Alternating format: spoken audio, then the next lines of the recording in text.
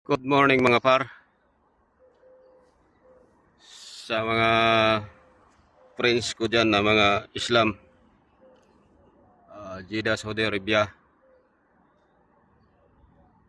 Assalamualaikum warahmatullahi wabarakatuh.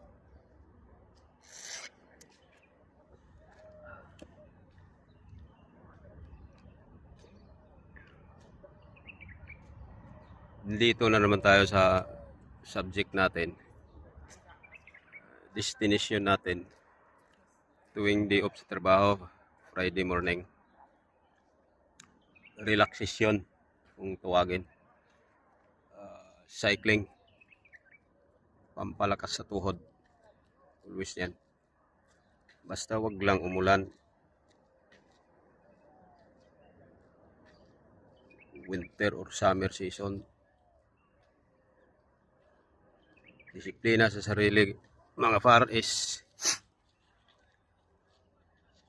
ganun talaga, exercise talaga. Ganun talaga ako. Kahit noon pa, nung hindi ko lang sabihin kung saan lugar. Nag-gym ako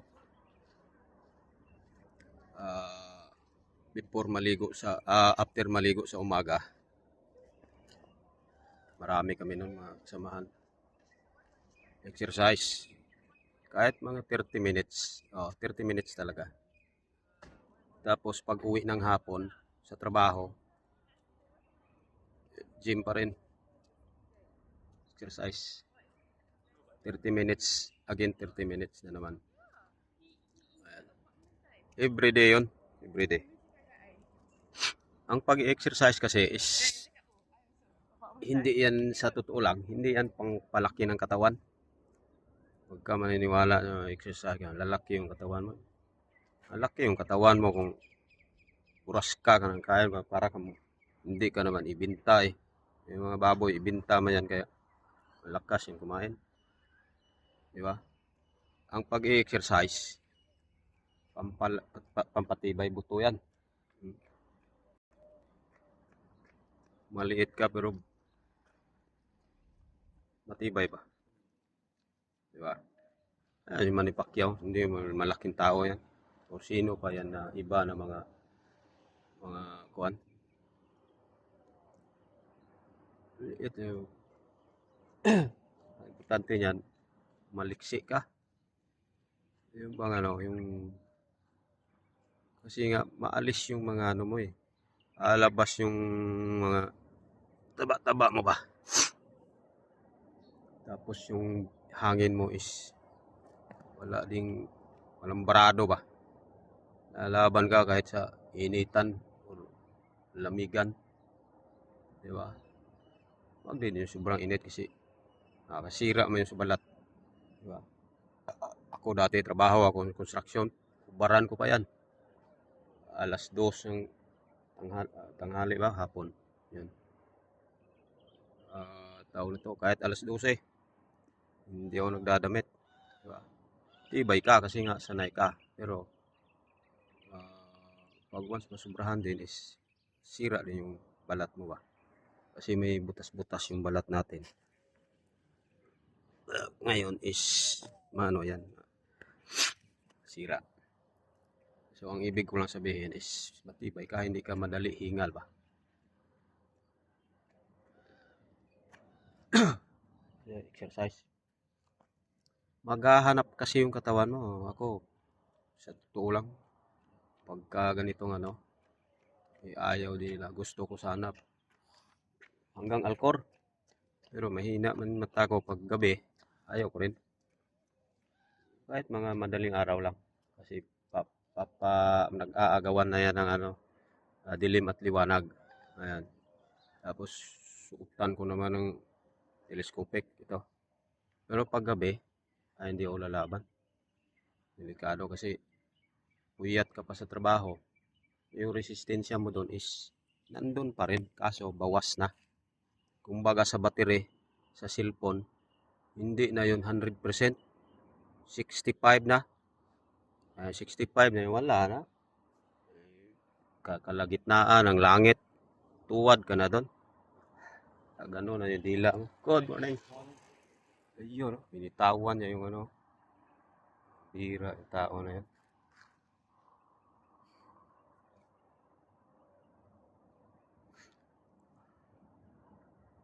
Binitawan niya yung manubila. Ngayon is, kailangan 100%. Kahit apat lang na tulog or 5 oras, ligo. Ganon ako eh. Ligo. Eh, ako din, bahin yung usapan. Nung kapanahon na ako ay single pa.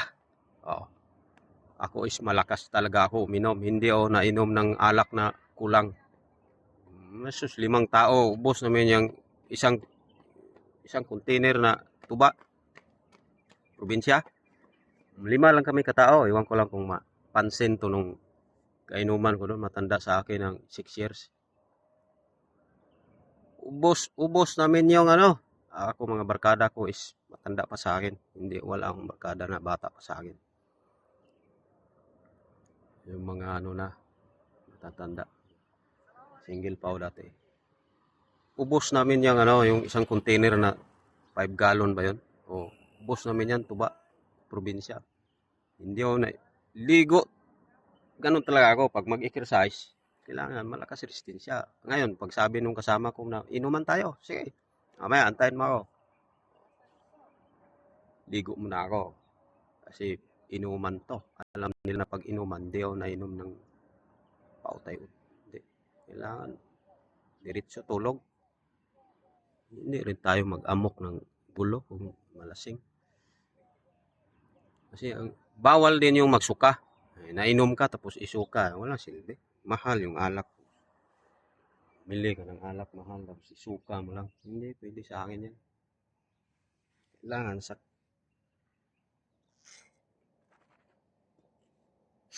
nung nag-asawa na ako, wala na. Kailangan nainom pa rin pero limitado na. Lahat na mga galawan bawas na yan, limita na yan. Kung maaari, umiwas ka na. Kasi nga, nag-iba na yung status mo. Hindi na tulad dati na kahit lublob ka dyan sa dagat o wala naman maghanap sa'yo dyan. Kahit mawala ka sa buhay mo. Single, nanay mo lang. Mamilyado ka na, limit na. Kaya, siyempre, going straight na yun eh. Diba? Going straight na. So, limit na. Ubus namin yan dati. Hindi ako nainom ng mga bula, ano ba yan, beer. Ayan.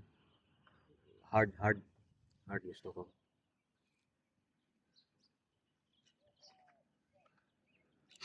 Ang hard kasi is kahit doktor dati, hindi ayaw ko lang banggitin yung pangalan. Yun yung nagsabi sa akin na wala naman bawal sa pagkain lahat. Wag lang pasubra. At sa katawan mo, hindi rin pwedeng hindi alcohol. Talaga may alcohol. Kailangan yun. Kasi nga, pampalakas, pang ano din yun eh. Kailangan may alcohol katawan mo. Hindi din yun. Tubig ka lang always. Tubig. Wala.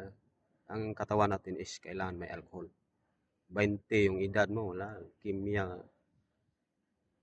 Tubig ka lang lagi. Hindi. Alcohol talaga. May alcohol. Kahit yung pagpanigarilyo guys, mga par. Hindi man bawal yan. Wag lang pasubra. Kasi nga, alam mo ang sigarilyo is may nicotine yan. Subukan mo, hit-hitin yan at ibuga mo dun sa dikit yung ano rito, yung gold, ano man tawag yan, yung kape. Kita mo dito, dumikit sa ibuga mo. Kahit mga doktor, pare, or sino pa yan, yung mga kuwira lang. Yung mga naasahan sa operasyon, mga chemical kasi, pagka after nyan, labas sila. Tira silang isa. Pampaalis lang ng ano ba. Ayos lang yun. Pero pag pasubra, lahat na pasubra, kahit nga kain eh. Ako sinubukan ko ng tubig eh. Inom ako marami, putang ina, nag-apply ko ng trabaho dati. Kala mo yung kalakihan sahod, bullshit na yun. 200 plus lang. Tapos pagdating sa medical, Sir, nagmamadali pa, ura-urada. Kailangan makuhaan ka ng ihi. Inom ako maraming tubig. Tangin na, nalasing ako. Hmm. Buti, inakay ako ni Mrs. Sabi niya, upo ka muna. Malasing ka sa tubig. Mas maganda pa, malasing ka sa alak. Sarap pa itulog kaysa tubig. Kala mo kung mabuang ka, sarap sakit sa ulo. Iba ang tubig pag malasing. Kalasing yung tubig.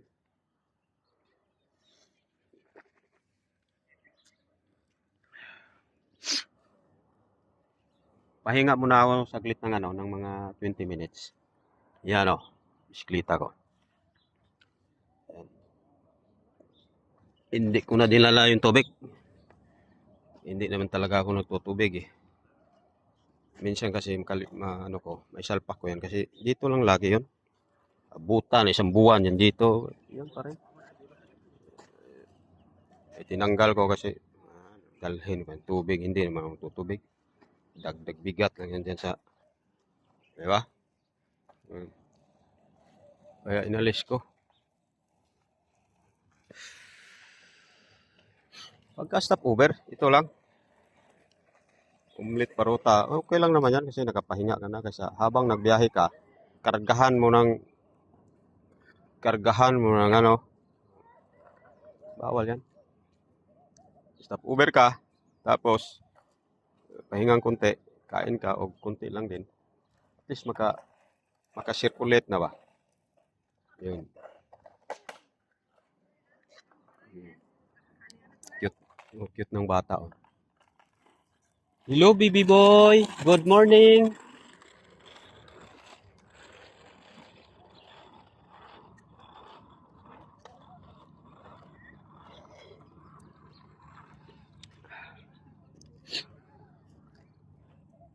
Ayan o. MTV guys. Kanina sinubukan kong arangkada. Tinitingnan ko yung kadina. Puta. Itapon ko to pag maputol na. Taxi na lang ako.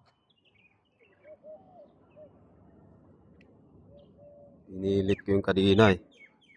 Padyak talaga. Galagot to yung kadina kanina kasi pinilit ko talagang makuha. Hindi kaya. Below 1 hour. Biyahe.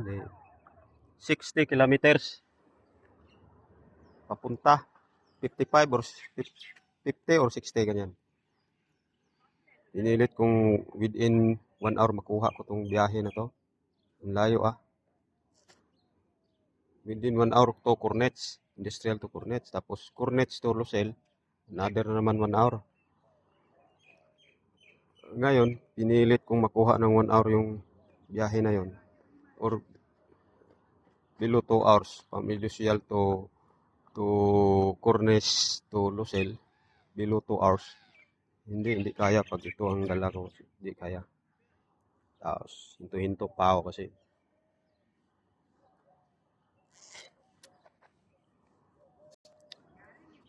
tawag nito yung basa ang kalsada.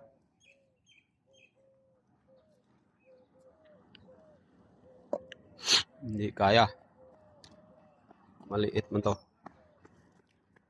Pero maganda. Maganda to kasi mabigat sa tuhod. Mabigat siya kasi loaded to eh. Ay, hindi naman gano'ng loaded kasi yan, 41 tapos 14. Ang loaded yung naka 9 ka rito or kahit 11. Tapos dito is 52. Yun ang hataw pero magaan pa rin kung manipis gulong mo, road bike. Wala pa rin. Magaan pa rin. Magaan. Manipis eh. Naka-loaded man pero manipis. Ito yung maganda. Kung ganitong body, mabigat. So, laki gulong. Naka-loaded pa. Kung gano'n na 52 at 9, wala na. Hal-hal na. Ito pwede na to. Ako hindi ako nagkakambyo niyan. Pag once pangat, tayuan ko to. Once, kasi naman, hindi naman ganong bigat. 14 lang yan eh. Okay guys, mga par, dito tayo always sa destination natin, sa subject natin. Ang nalalapitan na ako pag kurnis eh. Tsaka gusto ko rin makalis talaga, madaling araw. Para makauwi kang maaga sa bahay. After that is sound trip, pa-music ako. Habang nakahiga, pahinga. Ayan. Pag gutumin ka, baba ka doon sa hotel na naman ako kumain. Hindi na ako nagluluto. Yung restaurant ba? Higa, pa-music. Ayan lang. Di okay. Relax sa katawan. Hindi po pwedeng agawin. Kung sa mga sa trabaho, hindi pwedeng agawin nila yan. Sa'yo yan eh. Rules and regulation yan pag Friday, di off talaga. Pero not all times pag may mga urgent na kinakailangan, pwede. Pero pag araw-arawin, hindi po pwede. Karapatan mo na naman yun. Na sa tuwing Friday talaga, bigyan natin ng pahinga yung katawan natin. Eh, di bali na, bisikleta ka. Sabihin nila, nagbibisikleta ka, malayo. Hindi yun pahinga. Hindi exercise yun. Part mo yun sa body mo na mag-exercise ka. Hindi lang trabaho ng trabaho. Iba kasi ang trabaho eh. Loaded ang utak mo. Ito naman pagbibisikleta is kasiyahan yan. Iyan ang sinasabing hindi kayang bayaran ng pira. Kasiyahan, milyon, bigay nila. O yun, pwede yun. Uwi na ako, hindi na trabaho.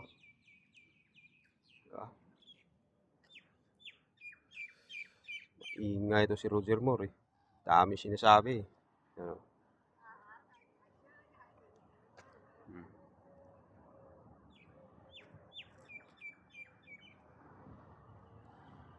Tibe. Maya, uwi na rin ako. Oras natin is... Ano oras natin? Tingnan natin.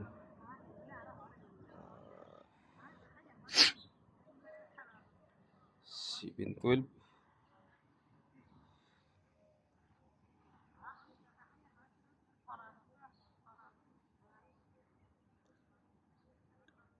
Oh, 7:12 AM. Diba?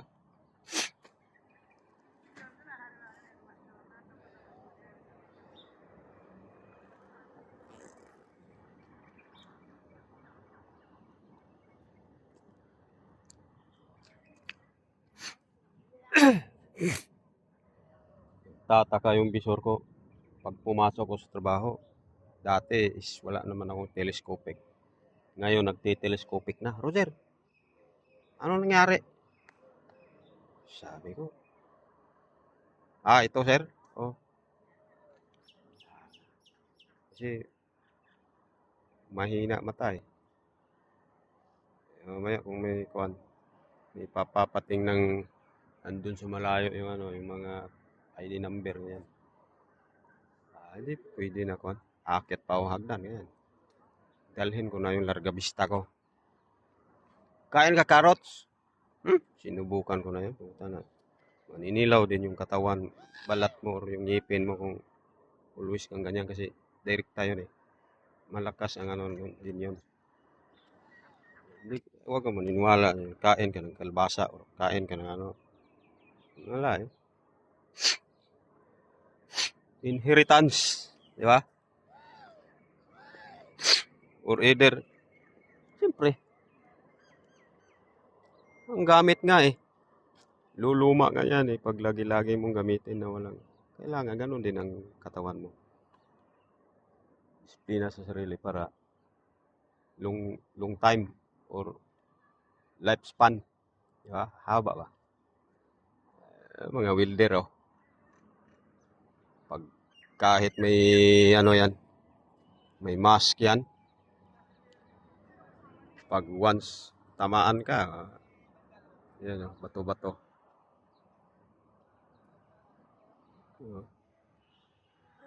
Bato-bato. Yan yung mga bikers, oh. Ibang mga bikers, ibang grupo. Yan, oh. Yan, oh. Yan, oh. Music din sila. Ayan. Ganun din kami pagka magsama-sama kami. Yan. Okay guys, thank you for watching. Ako ay pauwi na rin mamaya kasi nga nakapahinga na. Nakababa na yung kinain natin. Ano naman? Paruta, omelet lang yan. Okay. Thank you for watching.